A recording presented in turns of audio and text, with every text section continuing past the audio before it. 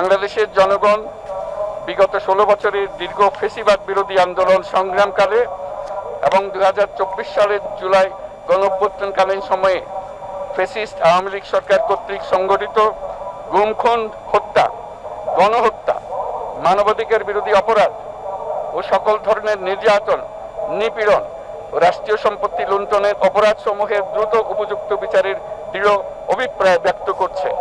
বাংলাদেশের জনগণ জুলাই জনগণের সকল শহীদদের জাতীয় বীর হিসেবে ঘোষণা করে শহীদদের পরিবার, আহত যোদ্ধা এবং আন্দোলনকারী ছাত্র জনতাকে প্রয়োজনীয় সকল আইনি সুরক্ষা দেওয়ার অভিপ্রায় ব্যক্ত করেছে।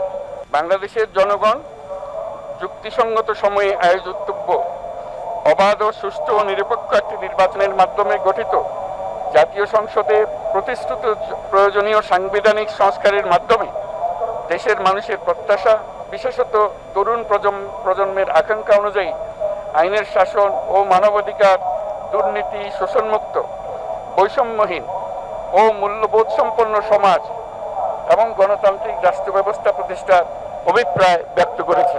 বাংলাদেশের জনগণ এই প্রত্যাশা ব্যক্ত করছে যে একটি পরিবেশ ও জলবায়ু সহিষ্ণু, অন্তর্ভুক্তিমূলক, টেকসই উন্নয়ন কৌশলের মাধ্যমে বর্তমান ও ভবিষ্যৎ প্রজন্মের অধিকার সংরক্ষিত হবে। বাংলাদেশের জনগণ এই অভিপ্রায় ব্যক্ত করছে যে ছাত্র গণঅভ্যুত্থানের 2024-এর উপযুক্ত রাষ্ট্রীয় সাংবিধানিক স্বীকৃতি প্রদান করা হবে এবং পরবর্তী নির্বাচনে নির্বাচিত সরকারের সংস্কারকৃত সংবিধানের তফসিলে এই ঘোষণাপত্র সন্নিবেশিত করা হবে। 5ই আগস্ট 2024 সালে গণঅভ্যুত্থানে বিজয়ী বাংলাদেশের জনগণের আকাঙ্ক্ষার প্রতিফলন হিসেবে এই ঘোষণা প্রণয়ন করা হলো।